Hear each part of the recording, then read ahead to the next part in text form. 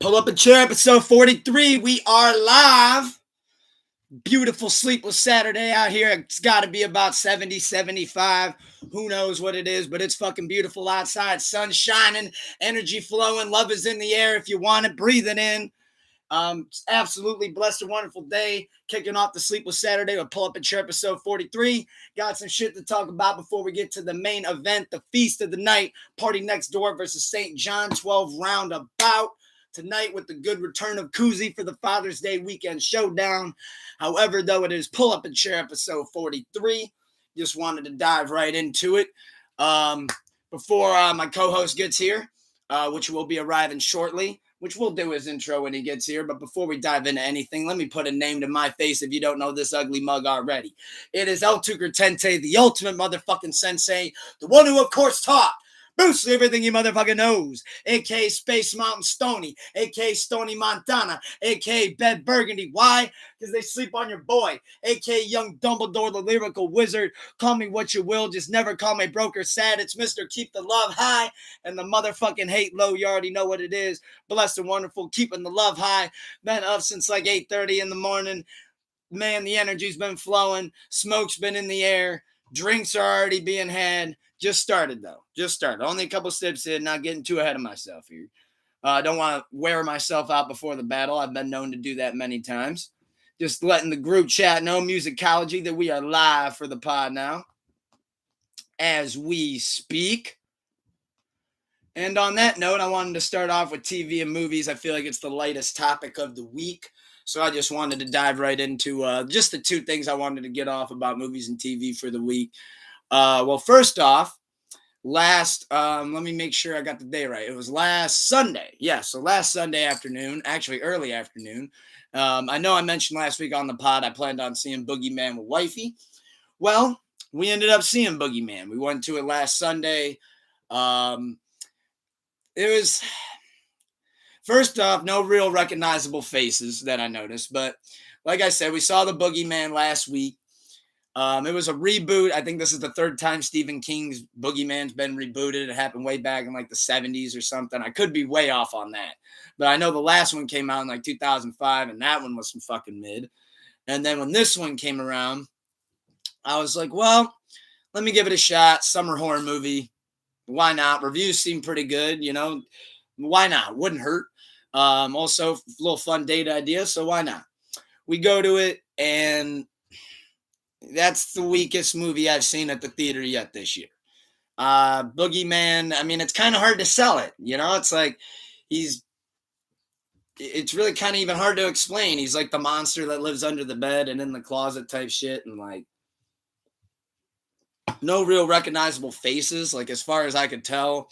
The only guy I could recognize was in this movie called Devil, where he played this fucking cop.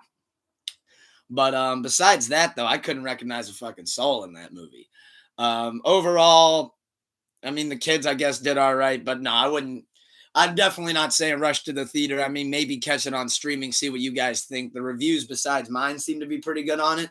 So maybe don't let me stray the wrong way. But I don't know. That one wasn't for me. And you know me, I always say I try to take opinions with a grain of salt if people didn't see movies either high or just with an open mind. So I went in with both and kind of came up short on it. So don't really recommend the Boogeyman. And told you he'd be arriving shortly. The great super fried snooker off the top, running from the back, came out of the crowd like the Sandman. Much just told him that was the worst movie that I've seen at the theater in quite some time. Not the worst. Hey, one of my tickets was free, so I'm not too salty about it. I feel that. It's a little. It's a hard. What I was getting at is like it's disappointing. And I was just leaving off on it was like it's a hard story to sell to us. Like maybe like a 5 or 6 year old, like, hey, let's take them to go see a PG-13 movie. Let's see how they do with scary shit. To them, it might be like, oh my god. But like to me, it's like, yeah, it's PG-13. That's where they dropped the ball.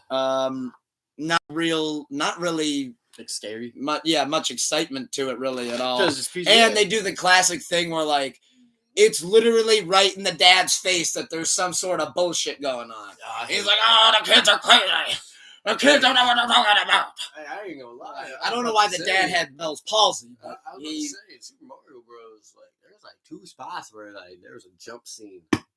You're like, oh shit! Probably more scarier than That's what I was about to say. Like, it wasn't scary, but it caught you off guard to where it was like, yeah. And what's crazy though about like, good transition. Like, which Mario, they deserve their reviews because I saw they got flawless reviews and they fucking deserve every box office record that they're shattering right now. Yeah, they did phenomenal for real. But Boogeyman, I think this proves it. Leave that story dead, please, please. We tried it way back when. Boogeyman, and he was in WWE. Goddammit. Yes, I'm the Boogeyman, and I'm coming to get you. Now, if you put him in a movie, I'm gonna be shitting myself. How about when he bit that mole off of Charmel, or put the mole onto Charmel? Yeah. Did he put it or did he bite it? Yeah, he bit it off. Yeah. I wonder what that was. Probably a piece of sausage. I don't know what that was. Yeah, that was weird. That was a wild time in WWE. But just the other thing that I wanted to mention about TV and movies. This one's actually on a TV note. I know I've been kind of slacking on my TV. But one, I did see that Manifest new episodes have came out. But the other thing about that is I'm only 3 episodes in. Yeah. So I really can't talk about shit yet. It's part 2 of catch up. season 4. It's a good show. Oh, season 4. Ooh. Yeah. Seems like, hey, maybe go to season 4. They're great at recaps, guys. They're great at recaps because they'd be refreshing me. I'm like, oh shit, John who's Wick that? 4. John Wick 4. You saw? Oh yeah, I remember you said you saw that too. Yeah. And now that I haven't seen. So front to beginning, action. Yeah, that I haven't seen. I liked it. Been meaning to, but for some reason that's one I haven't gotten around to. Yeah, I like that one. But the TV I wanted to mention is, have you seen or have you guys checked out the Arnold doc? No.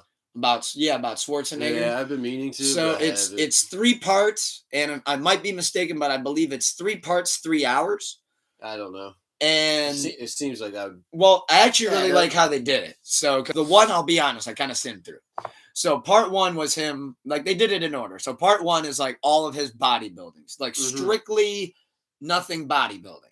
I made it about 35 minutes into that before I was like, not my cup of tea. Yeah, I was like, nah. Right. I've heard this enough. I mean, once I heard the part where like he was the guy who actually came over here with like $25. Yeah. I'm like, all right, that's pretty cool. Yep. Anything after that, I'm like, I'm cool. Part 2, though, was obviously the one that I thought was the coolest. Now, this is the one that I mainly wanted to talk about. So it was his Hollywood career. Yeah. And how like that like all got started. And boom. Definitely highly recommend watching it. But I'm pretty sure this is common knowledge at this point that his first major boom was the Terminator. Yeah. And Stallone at the time had already been like acting and making like successful action movies. But he said like as soon as he got wind of like Arnold, because don't want to get too ahead of myself here, but him and Arnold were like better rivals to start. But he like doubted Arnold when he first started because he's like, all right, like, you know, the guy's got the look, but he can't act. Right. And he said, I realized it after seeing him in the Terminator, which elaborate more on the Terminator. But he said, I knew when I saw him in the Terminator, he's like, he was going to be a problem. Man, he goes, he doesn't even have to like really like act. Like he's just, the simple shit's just working for this guy pretty much. That man is a robot. You know? Yeah. And when he showed up on like different auditions, what they kept doing was they kept trying to change his voice. They wanted him to sound different. Mm-hmm. They didn't like his thick Austrian accent. So, of all people to catch him was James Cameron. And James Cameron stepped in on some auditions, and they were like, man, you got to hear this kid, man. We just can't shake his accent. And James Cameron was already, like, had the Terminator and shit wrote, but he didn't have, like, roles or anything in place. And he said that as soon as he heard him, he goes, can I stop your audition? He goes, I actually need to steal this kid. Can I pull him outside for a second? And pull him outside, and he goes, that's awesome. And he goes, oh, you know, I know you probably need me to change my voice. He goes, no, I don't need you to. He goes, I need you to talk just like that. Yeah, that's awesome. He goes, I need you to talk just like that. And Arnold was like, well, easy enough. But cool thing was, when they did the I'll be back line was an Arnold improv. And that was the first time he ever improv'd a line. So the original line was, all right, sir, I will be back. And Arnold, like when it cut to him, he goes, I'm reading that in my trailer. And he goes, that just don't sound like me. Yeah. He goes, I don't even know how I'd say that. So he's like, I just said, you know, fuck it. I know he's up to trying shit. He's up to new ideas. Right. He's up to hearing new shit. Let me wing something here on the fly. And he does the I'll be back. That's dope. And James Cameron's like, yeah, we're keeping that shit. Yeah, that's cold. Like, he kept it at boom. Yeah, that's Like, that's the awesome. sir was doing too much. And it's like when you hear that back, I'm like, you know what? I kind of feel that. Like, No, you know, yeah. like when you, like, yeah, that wouldn't have sounded right. Like, that It probably wouldn't wouldn't be catchy. Like, It would have been iconic. and people trying to, like, mock how he says it and shit. Yeah. It wouldn't But, have been no, iconic. highly recommend the Arnold doc. Part 3, now this part was kind of funny. This part was him as the governor. Now, I've heard a lot of shit about Arnold, but I ain't never heard this one. So his PR team's got to be working triple fucking time on this shit. So Arnold knocked up the housekeeper, and the kid never was revealed until 10 years in. Drake should have took notes. Thank God Arnold didn't have a Pusha T. Can you imagine if Sylvester would have pulled a Pusha T mid-movie? That's why Arnold's hiding his kid from the world, not the world from his kid. No, that was the difference between the worlds and the times. Like when Sylvester didn't think to pull the Pusha T card. It wasn't social media presence as big. It wouldn't have worked. He would have been like, where do I take this to? National Enquirer? All you had to do was pay off the paper. Don't fucking print this. Okay, nobody knows. There wasn't no Twitter, Facebook, Instagram. Where now Reddit, one random YouTube. phone can bring down sink the whole ship. Like there wasn't any of that when he had his can. I knew about that. It just when I mentioned, he's like, you didn't know about that? I'm like, I live under a rock, and like this is like fairly recent. Like the kid got revealed in like 2008. That's fairly recent. We're coming on 15 years. That is 15 years. Don't do this to us right but now. That is. I don't need to feel old right now. But literally, that is 15 years. No, we're young. We're spry. We're fresh. We are. But at the same time, like, social media was a whole different world. Whole different beast. Yeah, literally. Whole different ball game for real. Like, you literally just had to pay off a paper and be like, you're not printing this. Or if they already fucked with you, they're like, we're not printing this. This is our maker. At the time, he was governor of California, yeah. So it's like governor of California. And people loved him, so like they didn't want his reputation. People loved that. They didn't want his reputation. And funny that I brought up Sylvester, so like they cut to him, and when it got to that point where, because it showed how they hashed it out and became friends and everything. Sylvester hit him with the old line. He's like, man, he goes, all this time, he goes, think of all the money we're missing out not working together. Expendables. Yeah, and that's when he said it just came together. And he said Arnold had an idea, Sylvester had an idea. Might as well. Yeah, they're kind of the same idea. We just bring a bunch of the action heroes together. Yeah. Make it look like their own Justice League type shit. Yeah.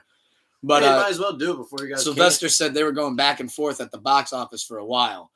And then he said when Terminator 3 was rumored to be coming out and he just got elected as the governor. Mm-hmm. He goes, God damn, I can't beat that.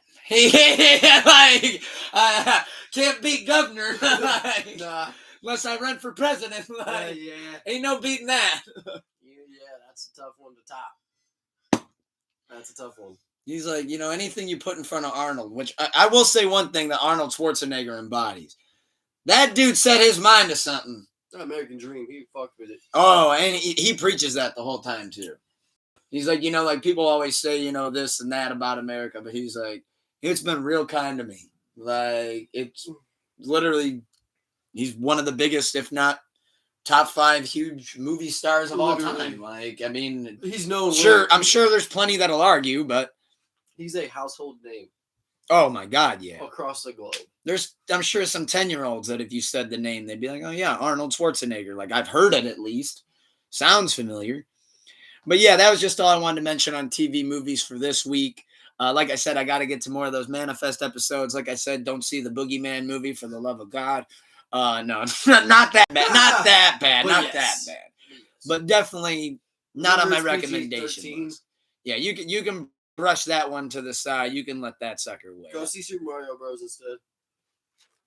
Literally. Or John Wick 4. Or any other movie besides Boogeyman to go see. Yeah, big cool on that. Definitely Super Mario Bros. Recommend. Oh yeah, Super Mario Bros. Yeah, that's a highly recommendation. I mean, that's number 2 highest grossing animated movie of all time behind Frozen 2. Yeah, so hey, shout out it. They're coming. You think they're gonna get it? Yeah. I saw they're still in there. Yeah. I think. I don't see. Here's my thing.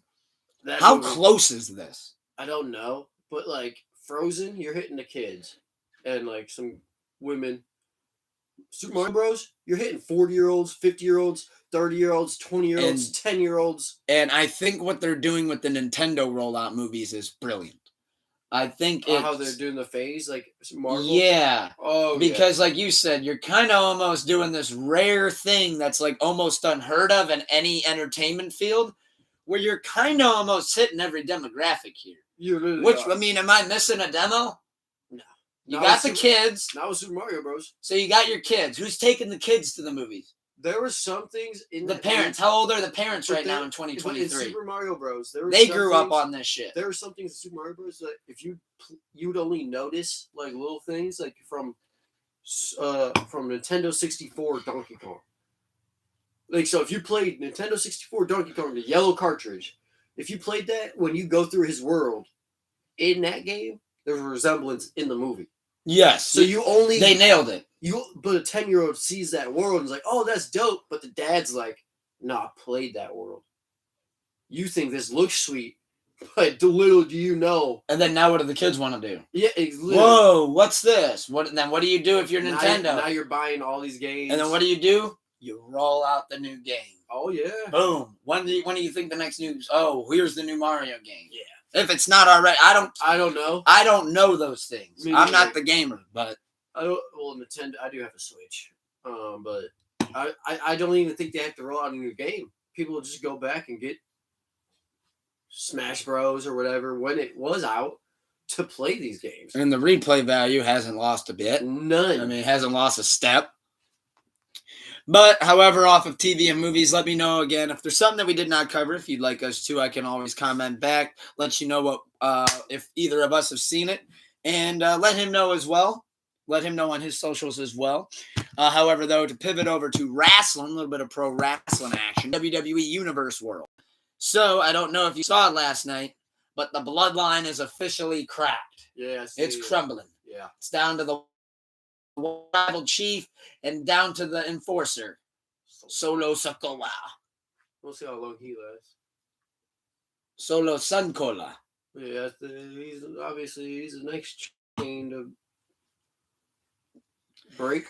Yeah, I think they're actually doing this pretty damn good. They You know are. what? I was gonna try to argue it for a second, but I mean the way they did it last night. I mean Jey Uso at this point, give the man an Oscar. No, Like that shit they're where he's doing it. like, "You're out, Us," and goes, "And I'm out too," and bam, and turns around and kicks Roman, and then Roman, come on, we got to give Roman his props when he gets up and he's like, "You turn around, you apologize to me," like holding Yeah. his jaw and shit. And Jimmy and Jay did it on cue perfectly, just boom, and just like, "Are we doing it?" We're doing it. And Paul's over there just like Oh shit! absolutely Oh stunned. shit! Oh no! Oh, not the tribal. And then chief. now we got a bloodline civil war match officially booked for Money in the Bank. We got main event Jey Uso and Jimmy Uso, his brother, the Usos, versus on the other side of the bloodline, Solo Sangola and Roman Reigns, the tribal chief. I'm not gonna go into his accolades because only Samantha Irvin can do that. But the reigning undisputed. Yeah, that's a lot. She goes off. She does it even better than Paul Heyman. It's like, damn, bitch, you're gonna blow a vocal cord. She might. But what do you think of where they're going with the bloodline? Too fast? No, this exit has been. Some are saying too fast. That's why I wanted to bring it up. They're not winning this match. This is the setup for the next match. Usos lose, you say. What's the next? What month are we in? June. Shit. Oh wow, this is tough. I know that they were thinking about trying to build like almost like a bloodline 2.0 with the younger Usos, and maybe not the same last name, but those coming up under that same Samoan heritage. Maybe they go that route. It's not about how fast they're going; it's about how fast. My thing that's It confusing all me depends is on how fast my man Roman needs out. here's my thing that's throwing me all off. How fast you need to get to Hollywood is how fast this goes. Now we're starting to speed it up, so we're starting to get close.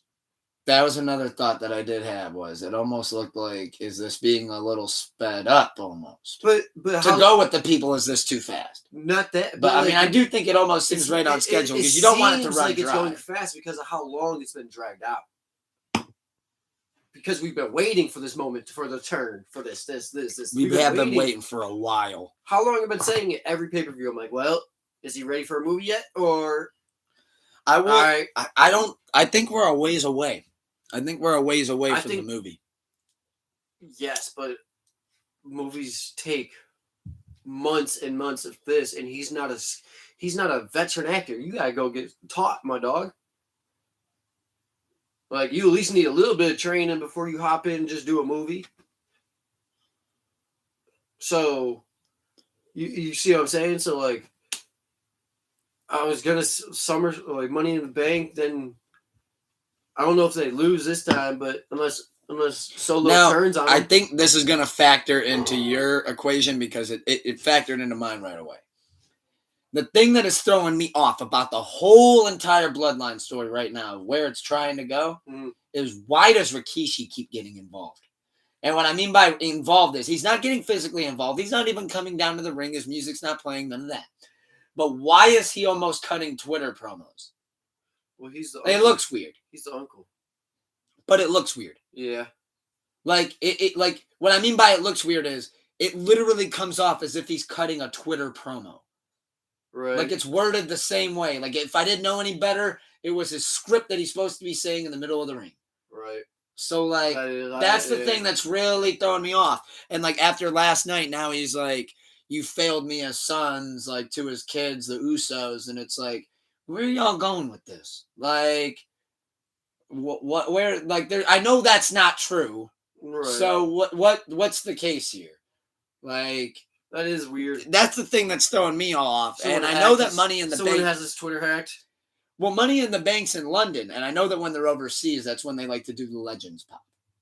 Because for whatever reason, overseas, they seem to gravitate way more towards Legends. Yeah. They're not bringing out Rikishi. Maybe mess up... Well, that goes with the Roman and Solo winning. Maybe you make the Usos look really good. They did everything they could. But their own dad came out and screwed them over at the end, no? No, I think... Maybe Roman has them give them sting faces? Embarrass them? Humiliate them? I'm throwing shit at the wall here. They're not... He's not... He's going to stay on Twitter. For the sake of the pod, I'm throwing shit at the wall there. I'm just seeing how you feel about it. He's staying on Twitter. Because if anything, Roman's going to beat him with Solo and beat him. Or am I overthinking it? And maybe Roman's just going to use it in a promo in the upcoming weeks? Possibly. Like, your own dad disowned you. Yes. Like, you failed the family. That's where it's more or less where it would be used. Because if anything happens for them to lose, it's Solo turning on Okay, can Rikishi, again, let's humor it.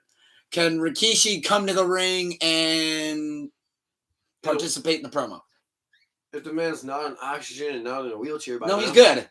He's actually good. Maybe. I don't see it. I don't. I mean, he can talk. I'm not saying he's going to get in there and wrestle a match. I'm just saying, if you bring in Rikishi, you're pulling your attention away from Jay and Jimmy. Even if he's not wrestling. Yes. He's just promoing. Like, being a part of it. You don't need it. You don't need him in there. You have Jay, who does a phenomenal job. You don't, like, you're just... Now, if this is Dominic Mysterio, yeah, bring somebody in so someone can fucking talk for him.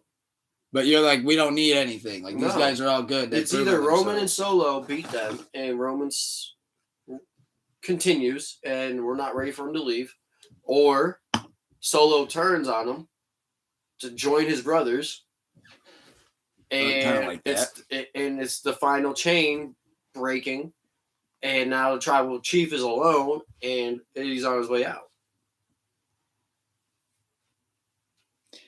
I mean, how long until he's on his way out, though? Because I know we just mentioned not too long ago. I mean, I think he's easily getting that 1,500 days. I mean, that's all depends on Roman now.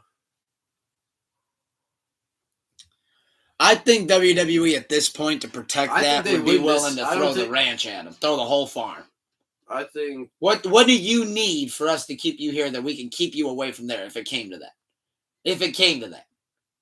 But but WWE knows you can only push somebody for so long. Like you just get bored of someone being at the top that fucking long. You know what's crazy? He's actually managed it really well. He has, but okay, he goes do a movie for a year and a half, and then bet does great. And then he comes back. Everyone that pop he gets when he comes back again. It's gonna be like the Brock Lesnar's return. Like, I'm glad that you said that, because the Brock Lesnar return pop is different than the Rock return. Oh, no, it's not. No, it's a fucking pop. Okay, what about the people that accused John Cena and Rock of going Hollywood? So they're mad at them. Wouldn't they be mad at Roman for doing the same thing? No, they were just mad because they didn't. I guarantee they watch all the Rock and John Cena movies still. So get the fuck out of here with that bullshit. Fair enough. You're just mad. You know me. I like to throw points. I like to throw points. You just didn't see them in WWE for a year. I like to fight for the Reddit users and the pod. I get it. You didn't see them in WWE for a year. I understand. They're a great highlight, but that's not their full life. Like, have we got enough of Roman to be okay with him going to? Bruh. Think about it. Get the fuck out of here. Think about it. To go home. No, think about it. He's almost at 50. We're over 1,000 days straight as a champion. On this run. Get the fuck out of here. But how about all those years that we spent with him as the big dog where he couldn't get over for nothing? And he got dog food slopped on him by Barry. That's why he has 1,000+ days. You know how many people have done that? Look at my man. The Rock didn't have the hottest start, neither did Cena. I'll give you that. But I feel like... What's my man's name? Why am I drawing a blank? Who are you thinking of? Becky Lynch's husband. Seth Rollins. He puts everybody over. Where's his credit? Well, he's doing great now, but yes. But no. Fuck Roman if we're talking... Well, they're finally giving Rollins his props. I mean, they're letting him have a good run. That's WWE fucking eat. Sometimes you gotta deal with it. We've had plenty of Roman. No disrespect to him. I mean, but if he left for Hollywood... I'd be okay with him leaving for Hollywood, but I know that there's like a lot of like people that hold the ones up and shit that'd be pretty upset about it. Okay, cool. I mean, think of all the people that did that and got upset when Cena left. Exactly, and they still have them in their Mount Rushmore and their Hall of Fames. And that's true. So shut the fuck up and enjoy them while they're here. Which seems to be a... Tom Brady, LeBron James. And Cena, now when he comes back, people love him. Just for a minute when he would come back, hate him. People don't appreciate greatness while they're watching it, and then as soon as they're gone, like, oh, damn, man, he was great. Like, I mean, yeah, Tom Brady. And I've already said that. Like, I'm a Braun hater now, but I know as soon as I see the Braun retirement post, I'm going to be like, oh, my God.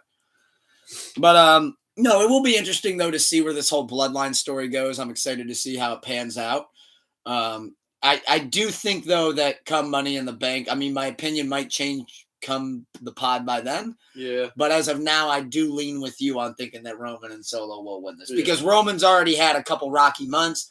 I don't think they want to make him look kind of like a joke almost. So I do think that one way or another, that W is going to be secured. But staying on the WWE, speaking of belts, I know he holds freaking 3 of them right now after last night.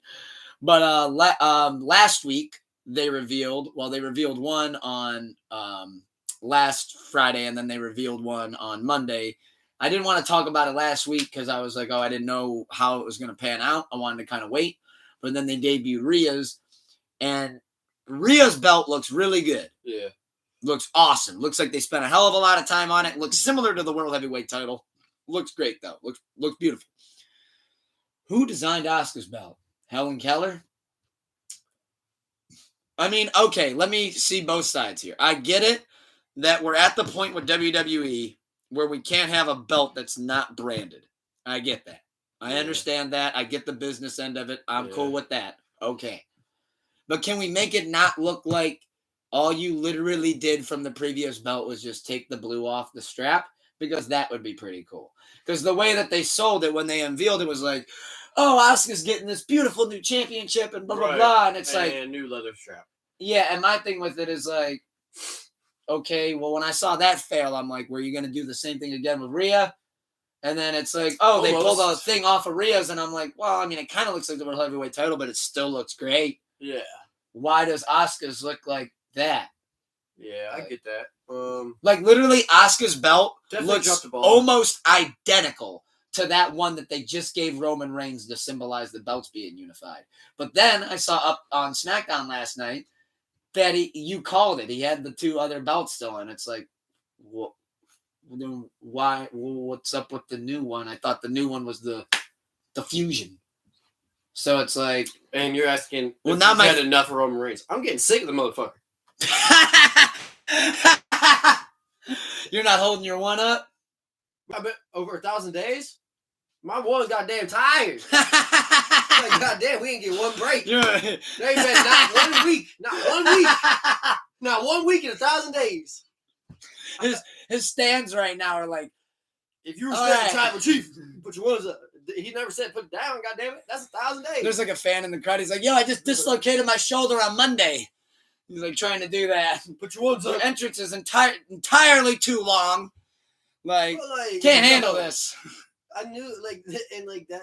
It's just like, god damn, like I knew he was gonna do it because he's, of course, like the ego. That's his character, of course. Yeah, like that is his thing. So it's just, like, I get it. Which I gotta say, I mean, thank God he found the heel character. Yeah, thank God. Plays it perfect. Like, He'll yeah, I mean, he was villain. not meant to ever be a babyface. I mean, I'll never forget the infamous suffering succotash promo. Jeez. That was, come on, Seth. That was actually to Seth. He goes, with all your suffering succotash. Yeah. It's like, oh, man. It's tough. Yeah, that's a rough night at the office right there. Yeah, Seth said, hey, you should probably be a heel. Yeah, those 2 new belt designs, though, I mean, like I said, Rhea's all right, Asuka's, yeah. But I just saw a lot of people didn't like those, and I didn't like them either. They could have done a lot more. Now, something I did want to mention before we leave off of WWE, though. Now, I know you got the Book of Snuka, and you're the predictor of us 2. By all means, I know. Half the time, I'm getting shit wrong. So I know that you got I'll be trying. You got the Book of Snuka. But every once in a while, I got the Diary of Tucker. And I got one off. Guess who officially is re-signed to WWE? Who? Carlito Caribbean Cool. Oh, yeah, I knew that was, yeah. So, and how it got revealed, though, I feel bad the for pop him. he got, though, when he came out, Yeah, I knew knew something was up. As long as he was healthy physically, like, able to and wrestle, he looked great. He did, but yeah, you he looked incredible. How you hold up. So that's what, like, as soon as it was that with the pop, it's like, how do you not bring him back for, even if it's once a month, twice a month, a random occasion with the. Well, the LWO that's what I was about to say. Is gaining popularity. Yeah. And I think they realized how much of a extra surge that was. So Triple H is probably in his mind thinking, man, if we can use that. And like, and with Bad Bunny, and I feel like Carlito's almost like the Bad Bunny placeholder because like he'll be like and, well, actually, he can Rey Mysterio, and then Carlito because they're both heads. They both be heads of the group. However, Carlito, I do want to say, has not made the official re-debut because this actually derailed it a little bit. I'm sure. I don't know if it messed up the timing of it. But I do think that it's shitty that the promoter did him dirty like this, and I thought Carlito's response was completely warranted. So, the own promoter didn't know his own contract. So he had an independent wrestling promotion going on in Texas, and he had Carlito signed to a one-night deal for it. However, though, as a part of the contract stipulation, which Carlito already said in the Twitter thread, his lawyer was clearly present, already well made aware of this, and has already taken care of it. Everything should be Gucci, is that part of the contract clause was if, like, so to speak, if I can land a full-time deal, I can take that and I'm no longer obligated contractually to do this event, and your upfront money will be fully refunded. Right. Completely. Okay. What happened is Carlito ended up getting signed to WWE, signed an official contract, and like a good businessman or however he handled the situation, as I do believe him in this whole thing, that he made them aware right away and said, hey, I'm about to sign this deal. Like, I'm giving you your money back. Sorry. Just signed it. Here's the refund. We'll wire it right back to you. And had the receipt on the photo. I know he blacked out a couple of the crucial information, of course, but he made it very well aware of the money was refunded, wired right back to that same account. And you even saw the previous transaction. Right. So the same amount of money went to him, went right back. Right. Same guy. That fucking promoter gets on Twitter and goes to promote the event and goes, just wanted to say Carlito Colon or whatever name he goes by independently, but it was Rico Colon or Lico Colon or something like that. Will no longer be attending the event. He was bashing him. Yeah, and said that he was unprofessional and decided to sign a contract with another company. And he said, like, ... And he goes, I think you can tell which one. So you can expect to see him on either Monday or Friday nights, and he can expect to hear from my lawyer. Literally, like an hour goes by. That's a wrestling trend. Carlito, it's quote 4-tweet thread. Yeah. Bitch. Shut the fuck up. Yeah. Like, read your own contract. And like he literally started, he goes, hear from the lawyers. He goes, yours have already heard from mine. And I thought that being a first line, I was like, uh-oh, somebody play the ether beat. I was like, I think he's about to ether him. I was like, and when it got to the end, when he was like, and you were a janky promoter, and you had a McDonald's bag under your desk with a rat in it when we met. And when that was the last line, I was like, whoo, somebody go get the dagger. Yep. Somebody go get the dagger and start digging the whole 6 feet because he just killed the man. If I'm Carlito, I'm being petty. I'm suing you. Well, you've already heard from mine. He said, and yours have already heard from mine. Yeah, so I'll see you guys back in court too, big dog. Because clearly you're trying out here. You're now trying to. And what'd you just do? You just ruined this big surprise pop to people like us and some viewers on our pod as well that like keep up to date with this shit. That go, oh man, you just ruined that for us. Not even now we know it's Carlito. It's like, okay, it was in the contract. I was allowed to do this. And he's like, low key, probably like, yo, I've been waiting years for this. No, not even that. It was in the contract, one, and then two, you're trying to come on Twitter or whatever, social media, using my name again, but now defamation, like you're defaming my name, calling me out as a bad dude, bad businessman, but you're using my Twitter handle so people see it more and get a bigger buzz, and you still get views. But in the end, in the contract, legally, this was all agreed to. Yes. All you're doing out here is just trying to use my name for clout. And if I were to guess from the promoter's perspective is he's probably like, look, this guy's been floating around the indies for years. I really highly doubt that all of a sudden one of these major brands are going to want to sign him. And then when he got that call, you went to the WWE. Well, immediately, what's your first response as an indie promoter? What can I do? What can I do? You can't do nothing. That's $1 billion. It's Triple H. You can't do anything. Like, there's nothing you can do. You're done. That's it. You're not getting him. There you go. He's off your card. Now you have to go update people. But as that promoter, if you've been, he was signing in a contract, so you could promote it. And I'm not saying it's wrong for him to not go on Twitter and be like, hey, for those people that are wondering, he will no longer be attending the event. But he would now have to offer a refund because he's been promoting it as he would be here, and now he's not. Oh. So you're thinking he maybe got mad because, like, maybe there was a couple people instantly that were like, he ain't there. That's the main, because he was in the main event. So he's like, oh, okay. That's where the anger came from. That's where the pity came. Okay, that's where the petty came from. Yeah, he went, oh, okay, you were in my main event, like, which, by the way, you know how much he only was getting paid for that event? I mean, hey, I'm not pocket watching over here. Right? Not that low. But still, I mean, for a one-off indie event being the main event, he was only going to get paid $6,500. I mean, one night. What do you think that WWE comes? Probably a couple thousand. They'd probably say, we'll put you in $6,500, and that's just the hotel for night one. Yeah. He's probably making $100,000 easy. Minimum. Like, depending on how long the run is, yeah, that's about fair. Yeah. I can see that. Because if they're like, yo, I mean, we saw the... You know, like yeah, I hate to be that guy, but we're going it's from like 4 figures to 6, dog.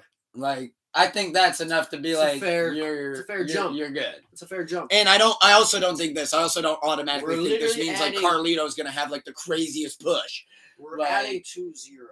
And I really think they're just using him, like we said, to kind of like, yo, this LWO thing's working. Yeah. Hey, Ray, Carlito, you think you guys can get Santos Escobar and the Selena Vega and everybody up to speed? That, and not even, but it's a whole nother resurgence of fans from countries that have never really tuned in.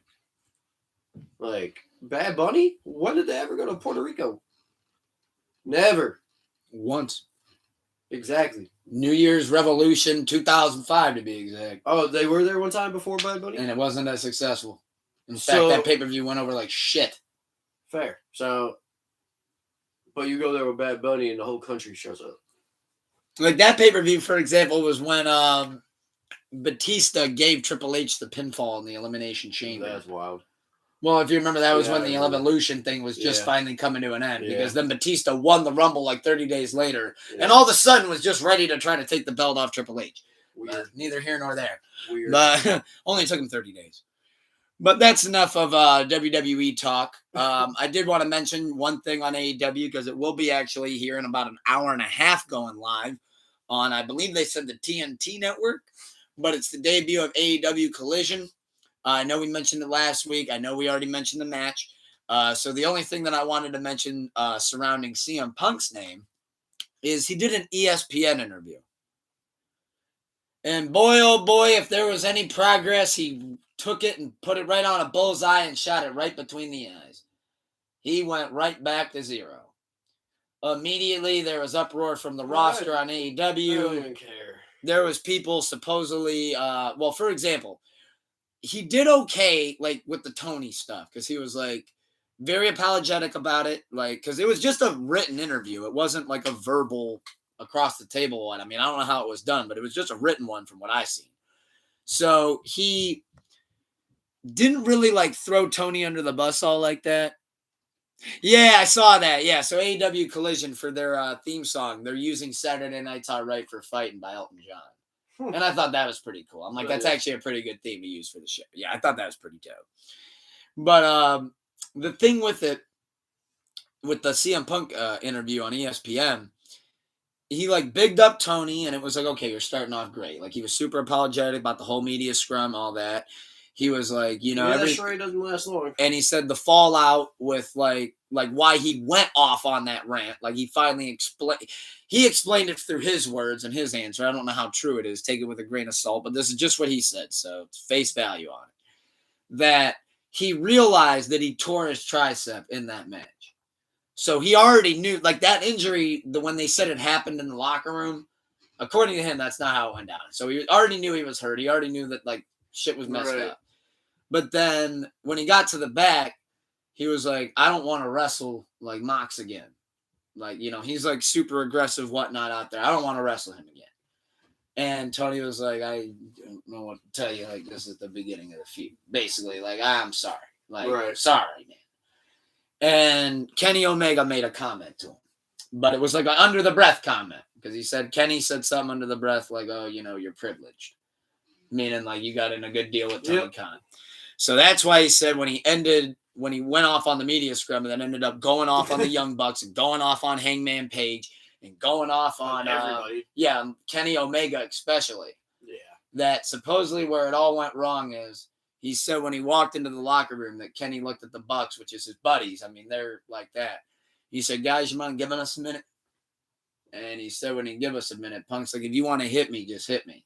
And he said as soon as he said that, Kenny didn't hesitate. Yeah. And Kenny just hit him and just started going into it, into which then the Bucks went to go pull Kenny off of Punk, which then the whole misunderstanding took place because CM Punk's buddy, Ace Steel, when he was walking past the locker room door, mistook it as, that's my buddy Punk getting jumped by these three that he just went off on. Right. So the narrative wrote itself, so to speak. So he comes flying in. One thing leads to another, and that's how you end up with Ace Steel has a bite mark from Kenny Omega on his fucking forearm. That's hilarious. How it came to that, I'd love to know. Get off me! I was like, Jesus Christ, you guys went crazies on him. Everybody's going to get that shit tattooed. Seen that shit in a movie. Shit's Dawn of the Dead. Yeah.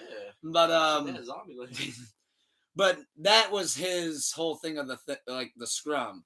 But then at the end, he goes right back to being like Hangman and just because apparently he hates Hangman Adam Page for the dumbest shit ever. Hangman Adam Page gave him a clothesline and it hit Punk on the mouth.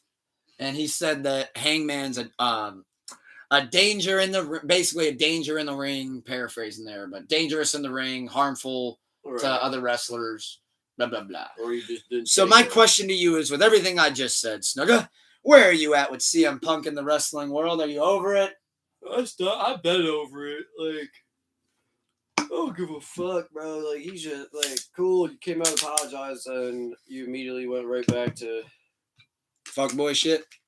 how long? Yeah, you can't fake that charade too long. And like the whole thing with that is too is like I'll even be on Tony's side. I'm not even a huge AEW guy, but I'll be on Tony's side for a minute with it. Yo, like I'm trying to work with you here, and you're just like you're making locker room. But then he's the one that's got to man it. Like he's now got to go to them and be like, I'm sure there's got to be one of them that was like, yo, come what on, the fuck? Like you're signing this dude back. We've been doing fine without him. Yep. That's been doing okay without him. We've been doing okay without him. That's a good way to word it. We've been doing okay. But our locker room wasn't fucking distraught. Yeah, I don't got to worry about him in the press conference or in the post wrestling conference. Like I'm sure Tony's at the point. Is this a little bit of a boom from him, like spiking viewers' worth, turmoil in all your locker room? Yeah, I mean, at the end of the day, no matter what I think of Kenny Omega, he's one of the best wrestlers in the world. Yeah, I mean, he's one of the best wrestlers. I don't really watch him as much, but and I put him right with an AJ Styles. I put him right with an Adam Cole. I put him right there with an MJF. I mean, just guys that can just wrestle broomsticks and give you 5-star matches. However, though, we will see in about an hour and a half where the CM Punk story will lead and how it shall continue on AEW Collision. But now the two big topics, the bulkomania of the week would be a little bit of music and a little bit of sports. I'm going to savor sports for a little bit. Actually, you know what? Shit going on in sports, bro. Yeah, so before we get into either sports or music, so we're going to dive into music from here. Cool. But just wanted to say that Sleepless Radio and Pull Up a Chair this week are both sponsored by Red, White, and Blue Chews. With July 4th coming up and Memorial Day behind us, we are sponsored by Red, White, and Blue Chews. Put in the discount Snuka Tente right now, and you will get 35% off your Red, White, and Blue Chews. If you want to stay up like you're stuck and party like you're Cardi all night long with Bacardi, well, then you got to go put in that Snooker Tente discount code and get yourself a 35% off Red, White, and Blue Chew capsule so you can fuck all night and party all day. Boom! How's that for an ad read? That's a good one. People are going to go out and buy that shit immediately. Partner us with Manscaping. That's the next one we're going for.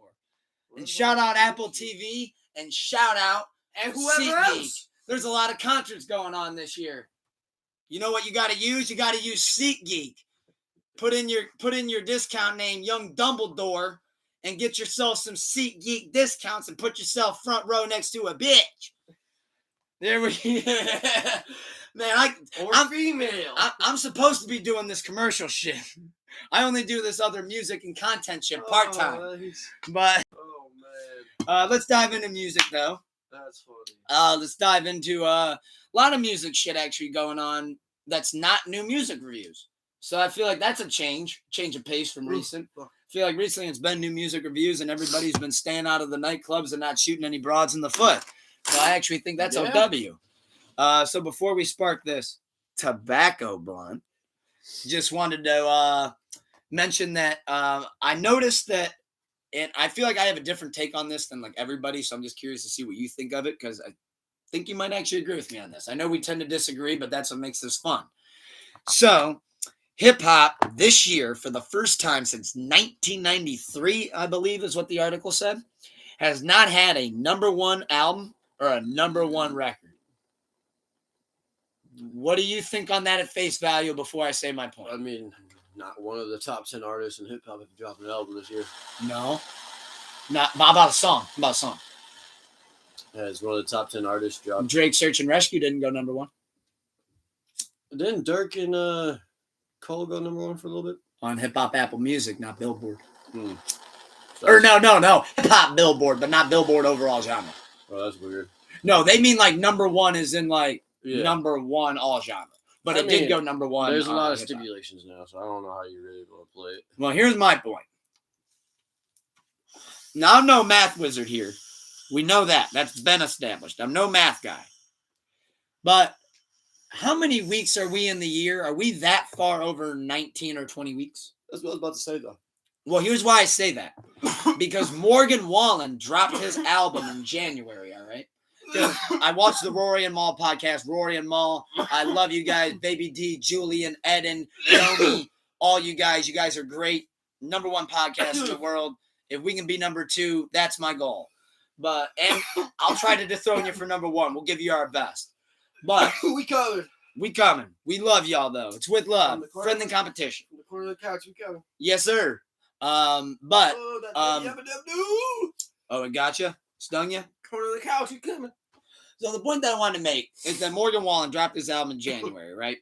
Triple album. It's 36 records. God and damn. last night was one of them. The last night we let the liquor talk. Yeah. So I did not know 36. that's been. So let's just look at both of these things real quick. So last night, since the album has came out, which again, mid-January, has been the number 1 record. So it's not like you can't blame hip-hop.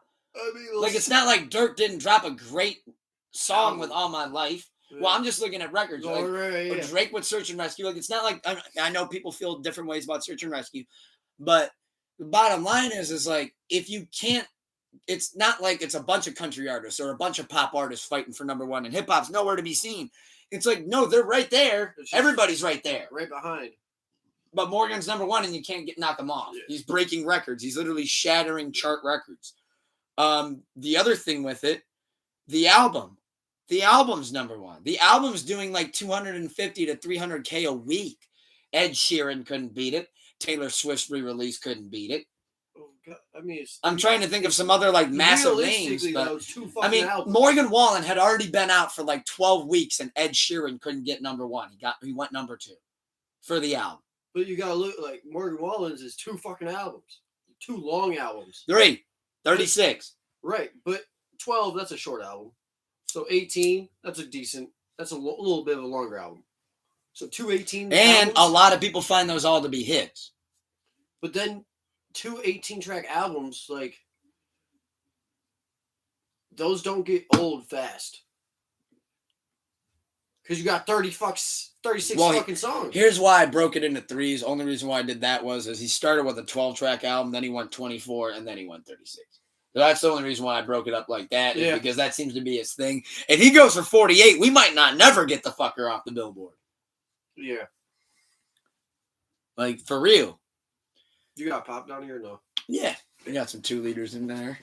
I actually got a whole cup here that I never even drank out of yet. Bit. I mean, I poured up, but I went straight for the beer. I was like, fuck it. It's 6 o'clock. We're going live on Pull Up a Chair. Let's have some fun. Fuck it.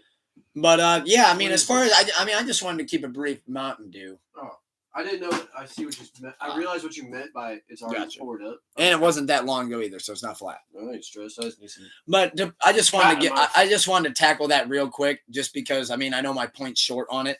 But I really don't think everybody should be freaking out yet. Let that Morgan album die down. Let it die down a little bit. It's still breaking records. It's still going crazy. We still got superstars to drop. We still got J. Cole with the fall off this year. Yeah. We still got, looks like maybe Kendrick Lamar and Baby Keem are trying to get into something. Maybe Tyler, hang tight. Wiz just did drop.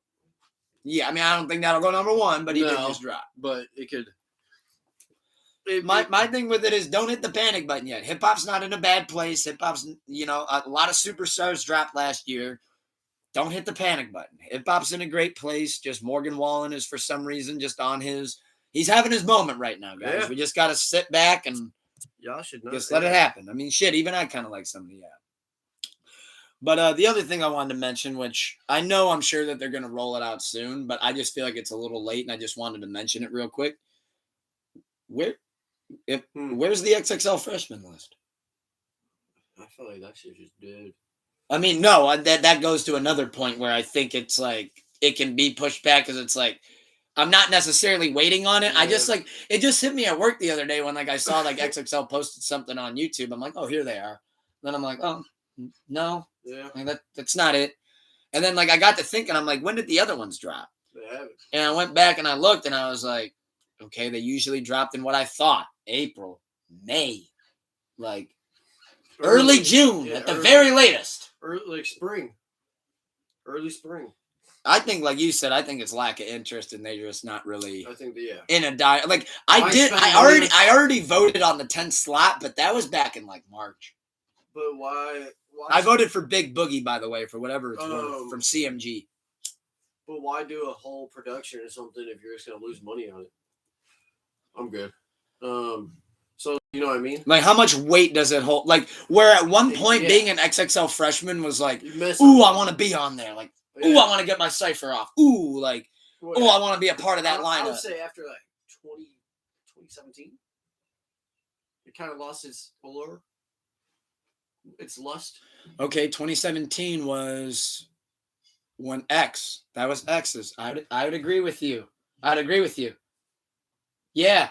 That was the last one that seemed like an actual moment in the culture. When X did that thing where the lights went off and he went a cappella and he did that like almost like a devil chant thing. After that, no one knew how to freestyle.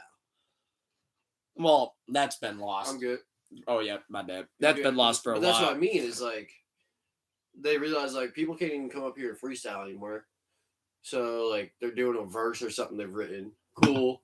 But people know but the audience knew it wasn't a freestyle. Let me say something. So with it's that not even a cipher. So why are we even? The other thing with that is like I try to know where to place my expectations. Like when I saw Playboy Cardi had a XXL, cipher verse, I go into it knowing I'm not about to get a Black Thought verse. Like, you know what I mean? Like I'm not about to J. Cole at LA Leakers. Like I know I'm not about to get him snapping. But that's where we lost XXL because that's what it used to be. If you were a part of XXL, you spat. You went in there freestyled. Yeah. Back in 2008, which that's going to be a great pivot into my next thing. But 2008, 2009, 2010. In fact, let's just go back to the very first cover. One of the first names to grace an XXL freshman cover. Wale. Yeah. Now that's a cipher. That's a turn that beat on and maybe go get yourself a drink because we're going to be here a while. Yeah. This dude's going to rap. Like, where again now, and this is no knock to Playboy Cardi, love Playboy Cardi.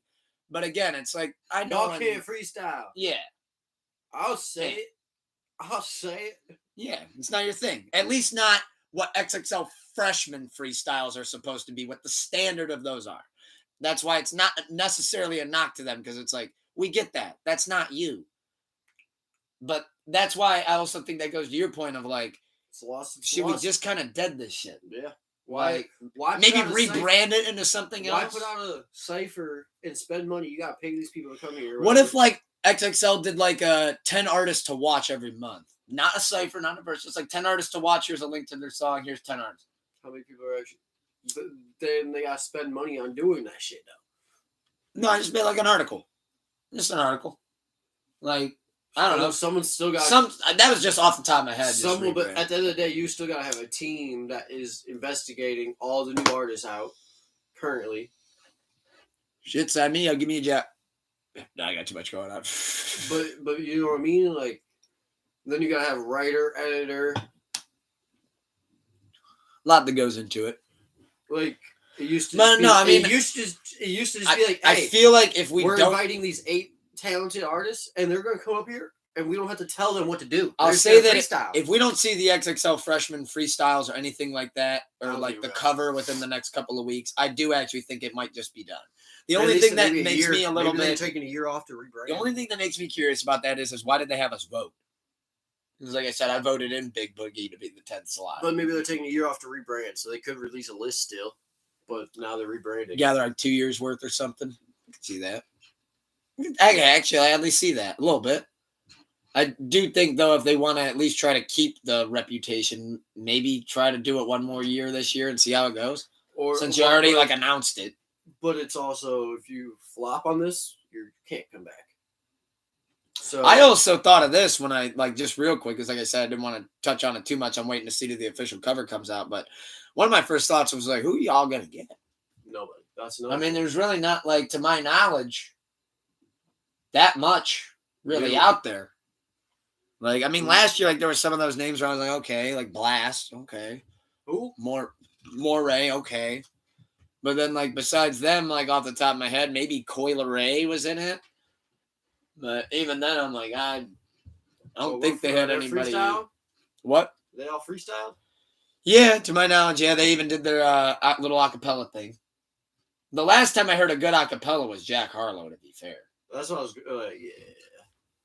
He did the one where he was like spinning in circle. He actually looked like he had a cool idea for it. But again, that goes right back to our original point. What can Jack Harlow do? Really rap.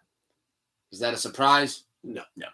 Like that he stands out amongst that whole class. Oh, he could actually freestyle. Okay. I'm sure everybody else there was like, and there that goes. Yeah, like there goes There's the cover. Boy can actually rap. But that pivots though right into the other thing though that I wanted to mention that I did want to tackle on for a good minute. So I tuned into a podcast this whole week that was it took me back, and man, it even got me emotional at times, man, when I was listening to it in the best of ways. Because it just brought me back to that time. I almost felt like a kid getting ready to leave middle school or like leave early high school. Actually, let me make sure. Early high school and those in between summers, those younger days for sure. It hit me right in the nostalgia. So I kept seeing for a while, like back in April, they were doing this Blog Era podcast, and I heard nothing but great things about it. And then I mentioned that, like, I was getting ready to check it out, and I tagged him, and I saw that it was ran by Eric and Jeff Rosenthal. It's the Real. So that's who hosts Blog Era podcast, is It's the Real. And to go back to those original XXL freestyles from 2007 to like 2012, for example, that was like all Blog Era artists. Yeah. And those boys can go. Yeah. And man, that's the era that me and you both came up on. And I think that's why sometimes you might hear us go a little bit too harsh on the young guys, because we come from what we call our golden shit. Like everybody has their golden eras. You ask an old head what's their golden era. 90s, early 2000s, late 80s. You ask us, it's late 90s, early 2000s, mid 2000s. Yeah. For me, it's that mid 2000s right into high school and me graduating, which this covered a good chunk of that leading up, which turned into artists that I listened to graduating high school that I still listen to this day. So to mention it again, it's the Real. They have a Blog Era podcast.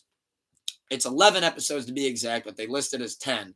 However, episode 6 is part A, part B, where part A is their normal hour, and part B is about, I think it's, I want to say 25, maybe 30 minutes, because there was just so much to cover. Okay. But they take it right from the top, like early 2000s, and kind of how the blogs got started to be birthed into like how different artists were able to like propel, and how really crucial the blogs were, and how much they put the industry on their knees. Yeah. So to just do a quick summary, because again, they do it so damn well.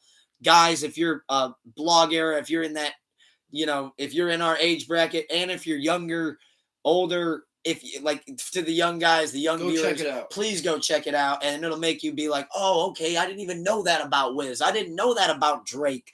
Like, great friend of the show, good brother Mango. You can learn a lot about Drake, man. Episode 2, episode 3, how he got put on by shouting out Nah Right, because Nah Right, SK, who ran the blog, gave a big love. But there were so many blogs. Please list your blogs if you have one that you used to go to. My personal favorite, and I'll give artists that had helped break for me, was Two Dope Boys. And Two Dope Boys, I'll never forget seeing shit like Nikes on My Feet, which you already mentioned to me, like those, like that one. But I'll never forget like the Cabin Fever, Two Dope Boys. Cushion OJ, Two Dope Boys. Because that was ran by Shake and Mecca. And those two guys are great. Great ears, great people for the culture too. Chip the Ripper came from that. Like, that era, Kid Cudi. King Chip, bro. Like, without blogs, like, he didn't boom. Kid Cudi didn't boom. They actually mentioned Chip right alongside with Cudi. Yeah, like, and they're two Cleveland icons.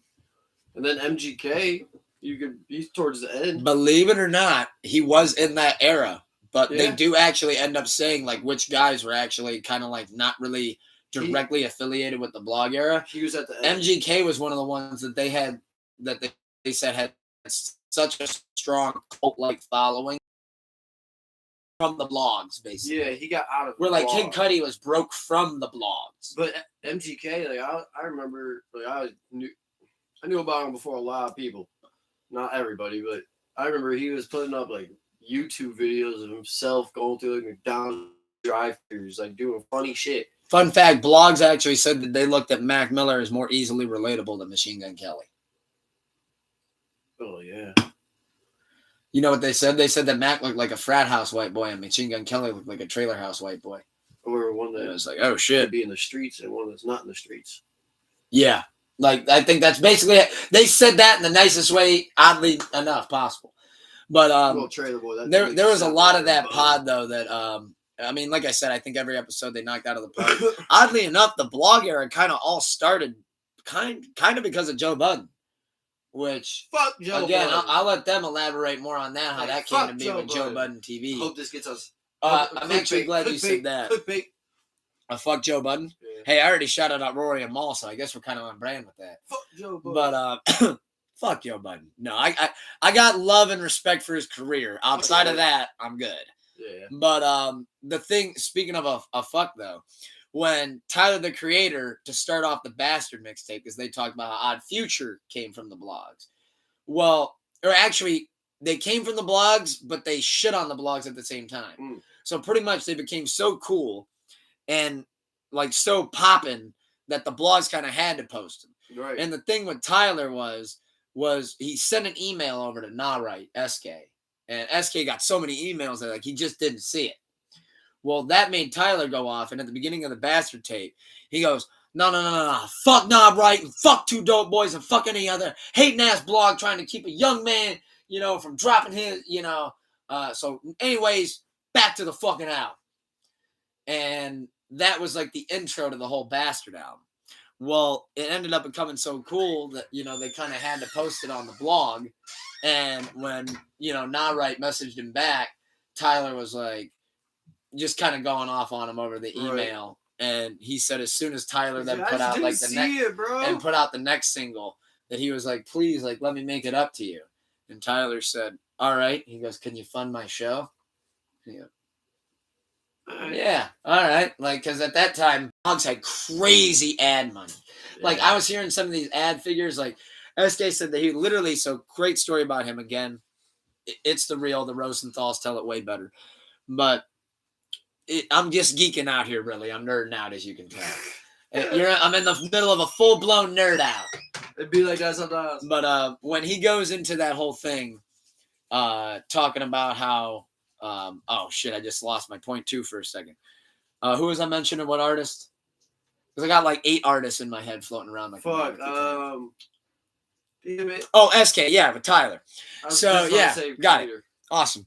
Yeah, so SK was getting like crazy ad money at the time. Well, he started Nah-Right when he was working just like a day job, like a desk office. Right. And he was so bored with work that he would like, just go on and like start messing with the blog. Well, he started getting so much ad money that so fuck this job. He said he was literally at work and he's like, not working on the blog right now. It's literally costing me money. Yep. Like, I'm losing money trying to do this day job. Yeah. So he was able to like go from home and like, work on it and everything.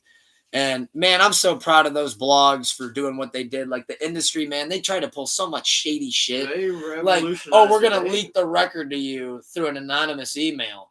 But then when it does really well and it starts popping off, well, now we're going to hit you with a cease and desist because you're able to break the record way more than we were able to. How's that?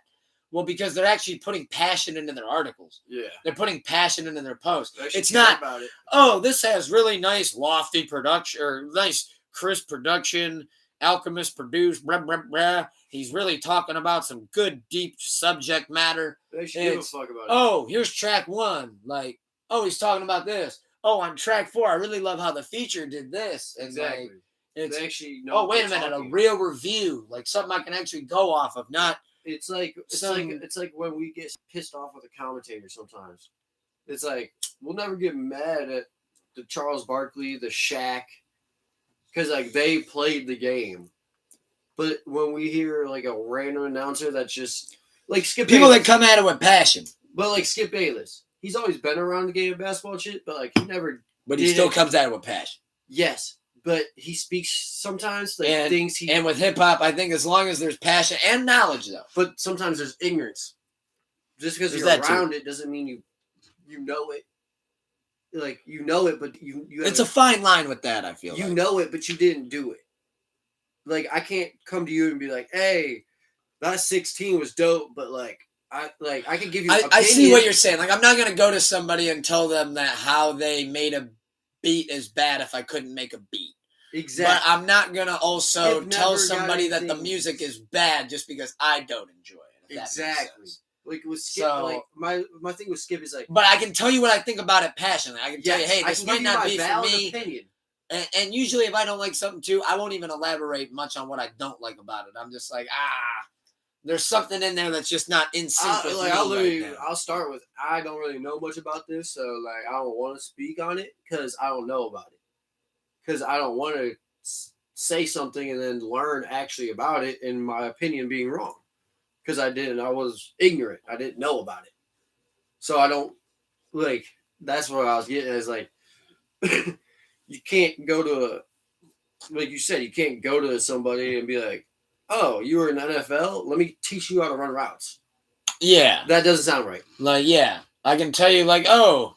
But if you I'm- were like, "Oh, I know Yeah. breathing techniques that can help you," Yeah, now that's different. I see what you're getting at there. there's a difference between, you know what I mean? Like,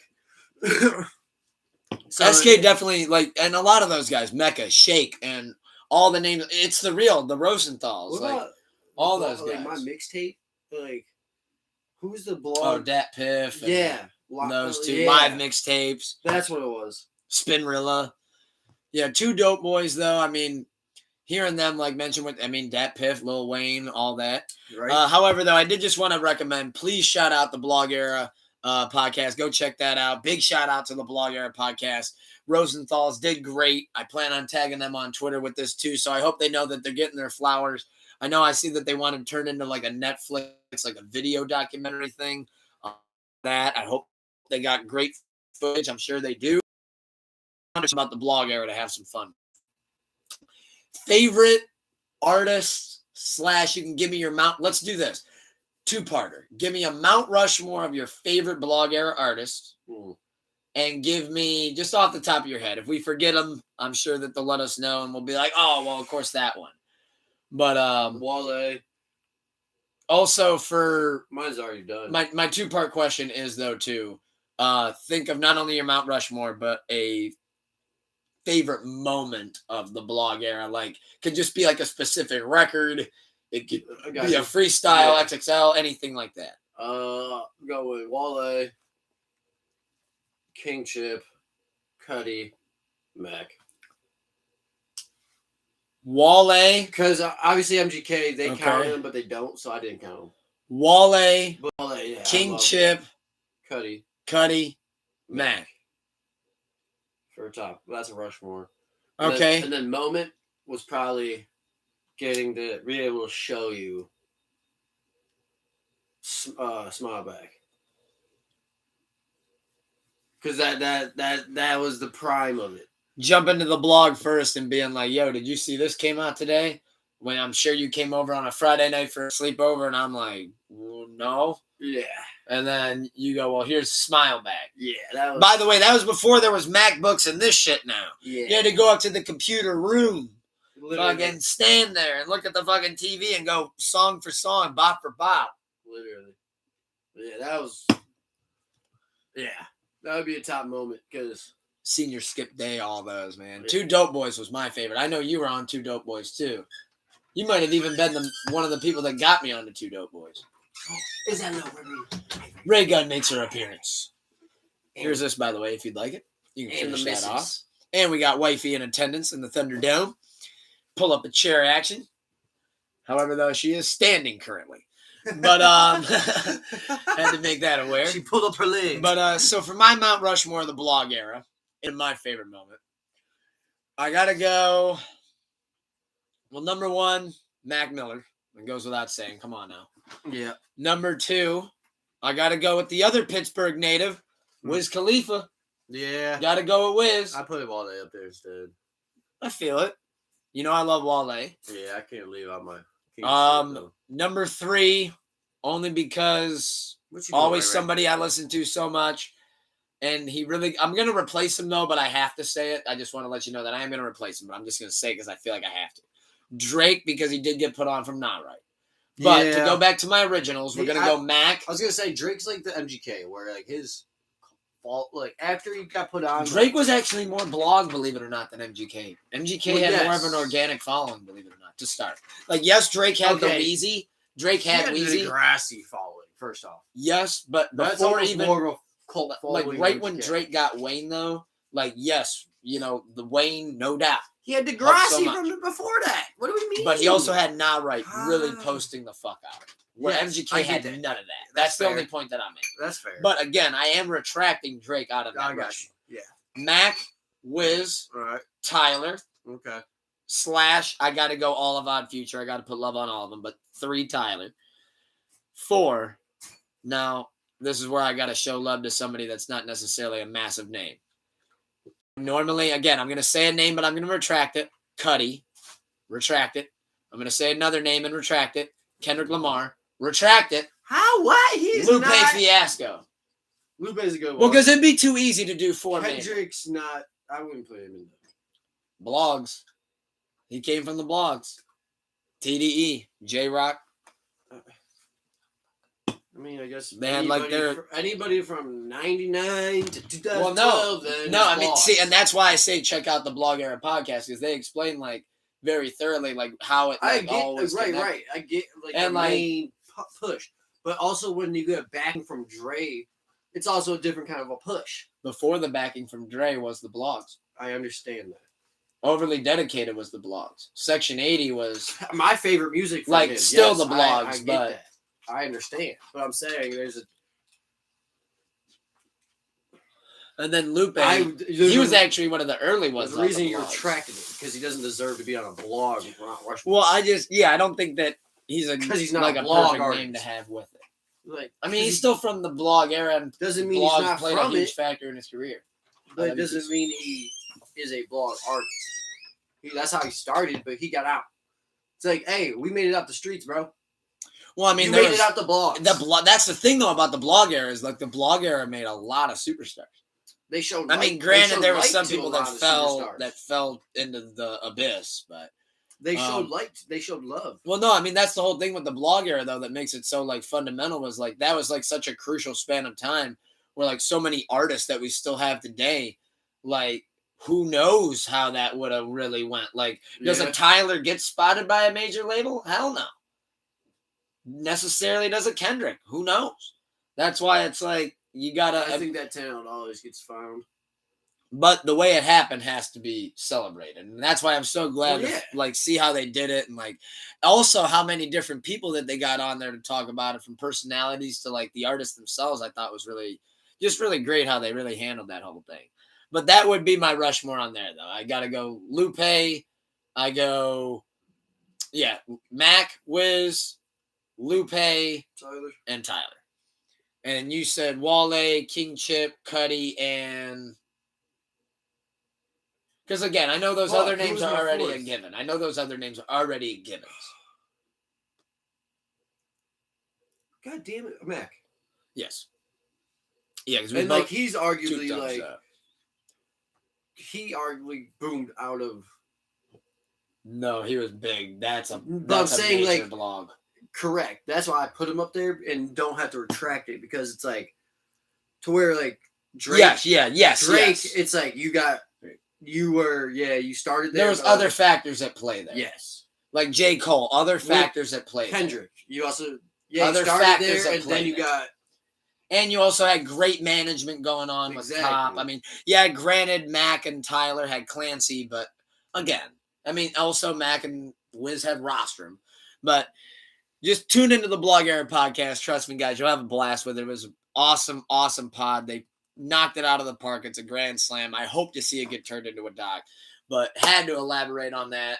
And for my favorite moment of the blogs, I'm going to go when Funkmaster Flex broke Otis on, actually, I got to share 2 moments, but it just refreshed me on there. When Funkmaster Flex broke Otis and they played it like 9 times in a row to like start the fuel for Watch the Throne.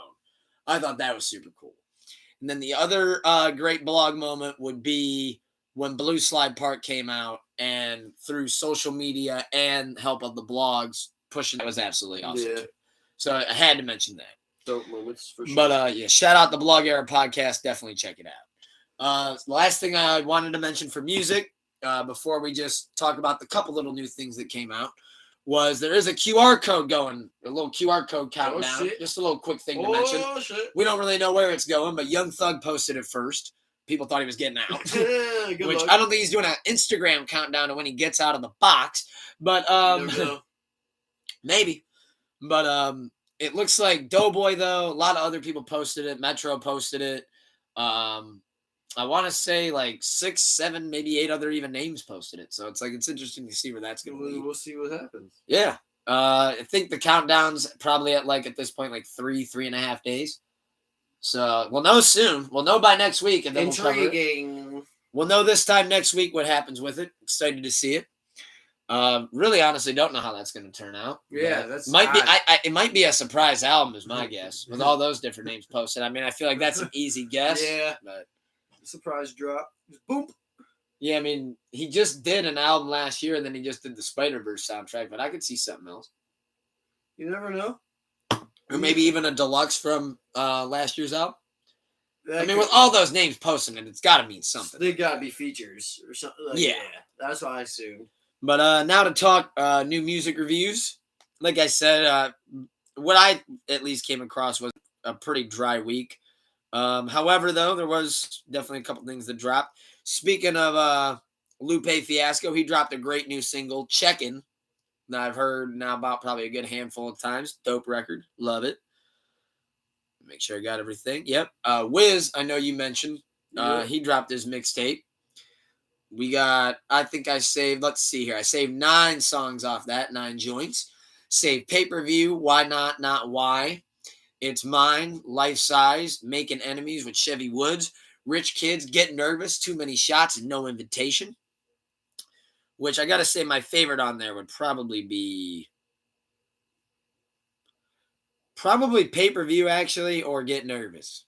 But I thought it was an overall solid tape. Nothing to go too crazy about. I know that he said be patient for the album, so I'm excited to see where that leads. I think that should be pretty exciting. Killer Mike dropped a new album. Shout out Killer Mike from Run the Jewels. Heard that was good. I didn't check. The only thing I checked out was Wiz's. He might actually have a Grammy Award winning joint. Yeah, that's what I heard. It's called Scientists and Engineers. Yeah. It's featuring Future and I want to say Erica Allen Kane. I heard the Andre 3000. And Andre 3K's on there. Yeah, I heard that. And that's awesome. That's cool. Yeah. That record is that's a special. My homie told me to check that out. Yeah, he said new Killer Mike album's fire. Yeah. Yeah, that put another fire emoji on that sucker. High and Holy with Ty Dolla $ign, great. Don't Let the Devil, they do their Run the Jewels shit. That shit's awesome. Something for Junkies with Fabo.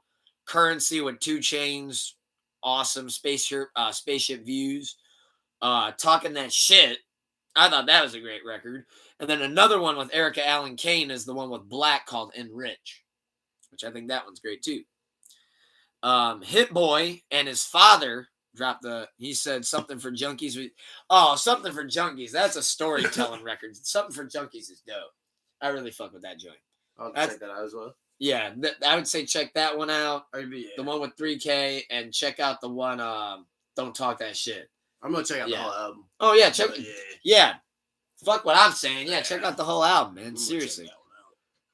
Hit Boy and his father. So Hit Boy's going on a run now. He dropped Surfer Drown Volume 1 a couple months ago, which I do have it. Tuesday freestyle coming to Tony Fontana 3 off of Volume 1. But Volume 1 was great. I think I mentioned that on the pod. I'm sure I did. Loved the couple. That was the one where him and Alchemist both rapped together. Got you. Yep. Went back and forth on each other's beats. Well, he did another really cool moment with Hit Boy and Surf and Drown Volume 2. It's called Hit Boy and Big Hit. because his dad just got out of the box. Oh shit! And they have a whole EP. And he put out the instrumentals with it, which is great. He's got Big Sean on there. Let's see who else he's got on there. First off, his dad can rap. No, I mean, I was over here like, what the hell? Like, one of my first things, it's actually one of I have this in my Twitter drafts right now. I was like, the fact that Hit Boy's dad can rap this well right now, that's just dangerous.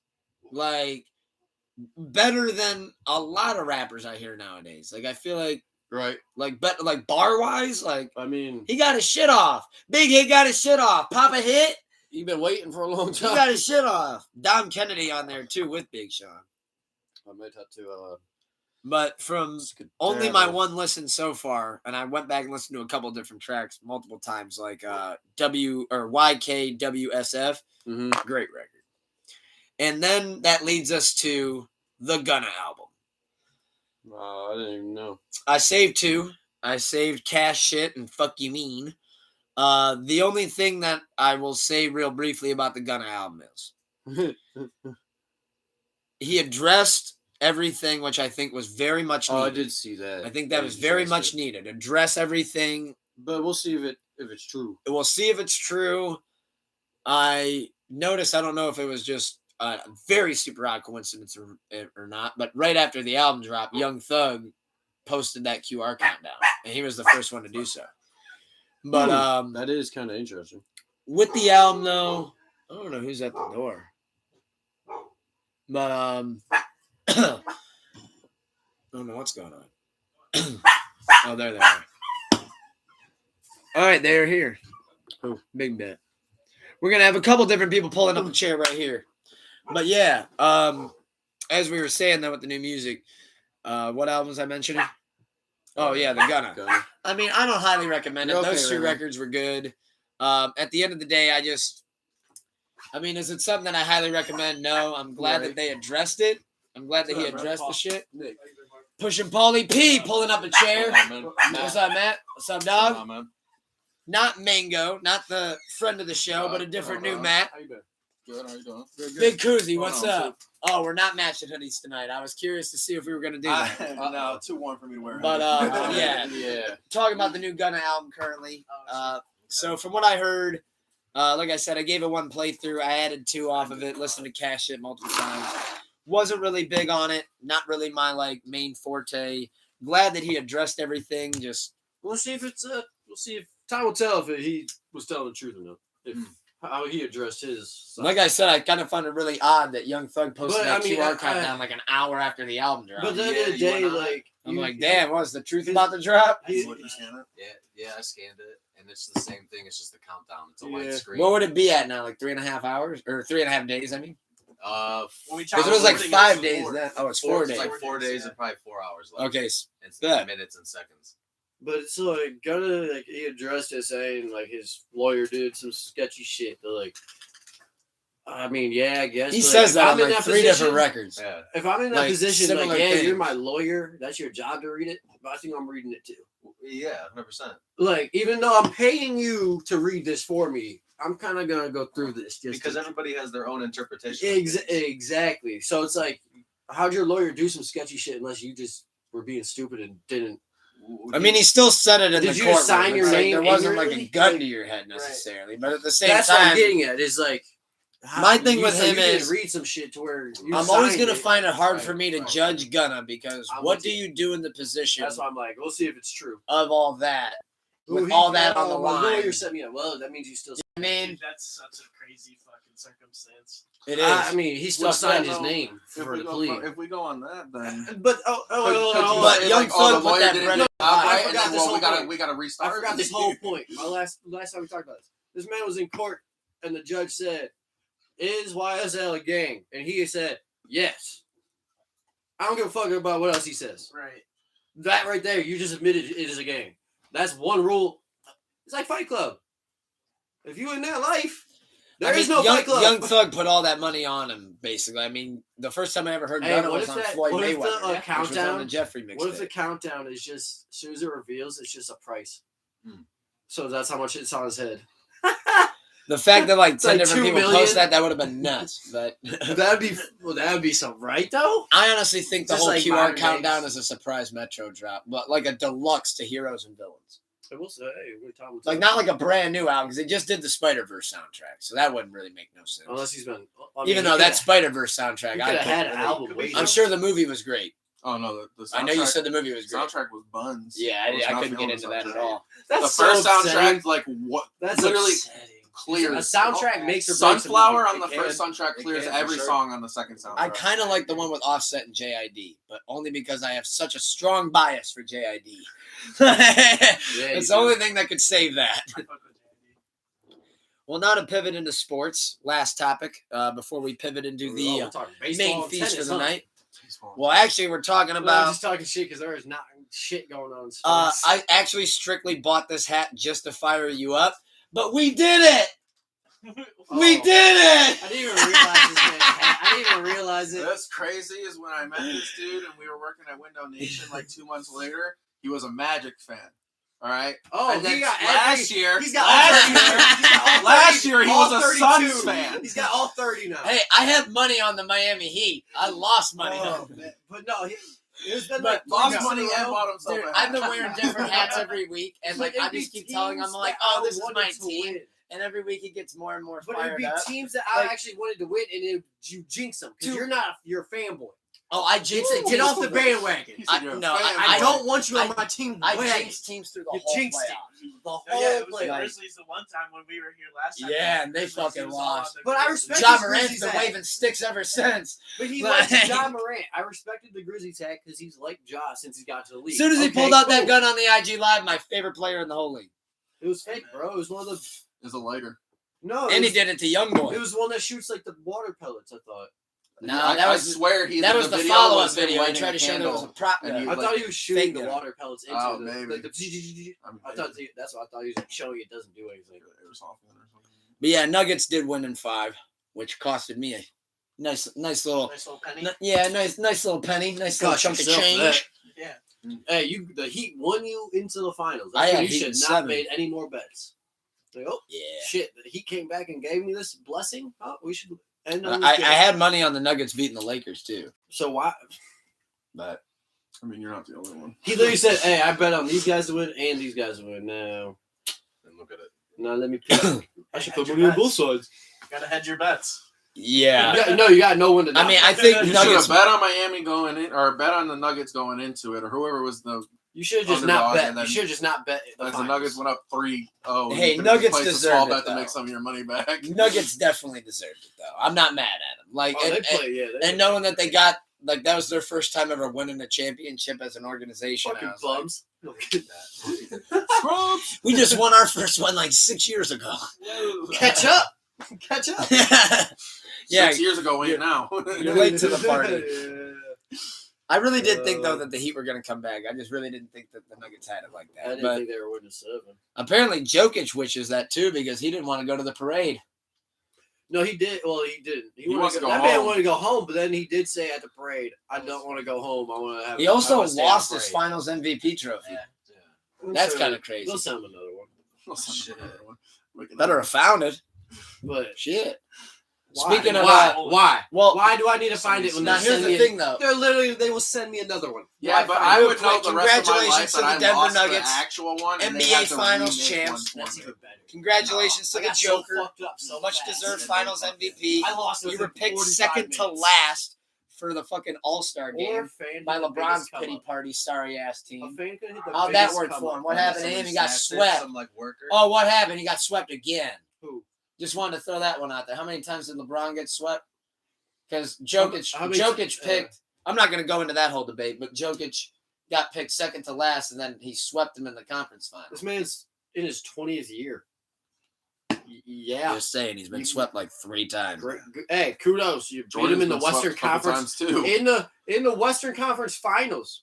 At least he made it out of the first round. MJ didn't always make it out the first round. Is that true? Shit, Kobe wasn't even making the playoffs Not his until he last got couple years. Scotty. Shit. The Lakers were really But The Lakers were really the Miami bad. Heat though took Rough. the Miami Heat Rough. actually took 2 beatings Shout during out the Kobe. series though. They not only took the loss in 5, but they also took the mascot going to the hospital because of Conor McGregor. Like I didn't. From what I saw Did you- on that hit, it did not look like he. it was the needed to go it was to the ground one. It was the ground Yeah, one. yeah, I Because still feel like that head's big enough that you really got hit that hard. I hold think on, what time happened out, was time out. his You're head, taking that bag too. his head hit the hardwood. You're taking I that. think If it you like see went that like, opportunity, I mean, you only left the hospital with a little bit of painkillers. Honestly, I don't think I He would said, have. "Let me I run this wouldn't have thought of that in bag." that moment. I would have been like, I He would have said, got up. HR, I'm hurt. Oh, I'm like hurt. coming at it from like he wanted to like I get need a money week out of off. it. Yeah, I would. I Minimum. would have just stood up. Like I Those would have been. painkillers. I don't know. Time to Like get back. I will Like, say, just the would've been standing up hit, and like like, I'm with fuck you. you. All you did was Like, hit I'm the with ground. you. But That's the how one I on the am, ground, too. like There you could have kind of been like some recoil thumped to him. that Yeah. punch. Definitely, but I feel like the mascot's head is definitely padded. Like it's got a. I know it's not like a cage, but there's fluff on the outside and like. The front of it, but what I'm thinking is like, what if his head like kind of like did But like a? I know, but that's what I'm saying. How much power did he really actually get once he hit his actual head to bounce it into the ground? I mean, I'm not one to judge a swing, but Connor kind of looked like he did put a little bit too much into that. Like, I mean, I think that kind of clearly showed with the mascot Yeah. being fucking slumped. Practice what you preach. Yeah, if that wasn't foreshadowing in Game 4, like yo. Plus, Connor got a rape allegation in that game. That same Yeah. night, yeah. I mean, he denied it, so we got to wait to also, see they, what's his gonna team come to came be out of and it. said when the female reached out to them and was like trying to basically Shut it down already. she was trying to get money out of it, and when she Ah. realized they weren't going to, That's what. It's she went dropped? public with Oh, I was oh. harassed. Not saying allegations are still allegations as of now. What may come true, who knows? Yeah, I don't want to put nothing on his jacket that isn't official. Yeah, but when a team comes out and says, "Yeah, she reached out to us," and we were like, "What do you mean? You ate the shrimp in his?" I mean, I will say Connor really doesn't strike me as that. But But, like- again, I don't want to be that guy because then watch it'll come out that he's had a huge history of it, and I look like a fucking idiot. like Ric so. Flair. Woo! Yeah, like Ric Flair, Woo! exactly. Get me on the plane. But I guess only time's gonna tell on that one. But besides that, I do believe we are ready to close it out. This would be Pull Up a Chair, Oh, episode 43. Shit. Oh shit. Had a bunch of shit we wanted to get off of our chest. If there's anything that we didn't mention, we will catch up on it next week to start off. Let us know. However, St. John versus Party Next Door, 12-round bout, main event tonight, Father's Day weekend. Be ready, stay ready. You know what it is. Keep the love high and the hate low. El Tucker Yes, Lord. Tente, Super Fried Snooker, Pushing Paulie P, Lil Koozie Vert, Big. Trying to think of a new nickname. Don't get too weird. Mr. Matt off of the Turnbuckle. turnbuckle. I like it. Mr. Man off the turnbuckle. I like it. Off the Initials table, off the MT. table. Puts the MT in Mount Rushmore. There we go. GOAT status, just like that. We'll catch you on Sleepless Radio going live beforehand to play a couple of records. We stay lit over here. Have a There blessed you and go. wonderful Sleepless Saturday. It's a shiny one where we're at. We'll see you guys soon. Deuces. Boom.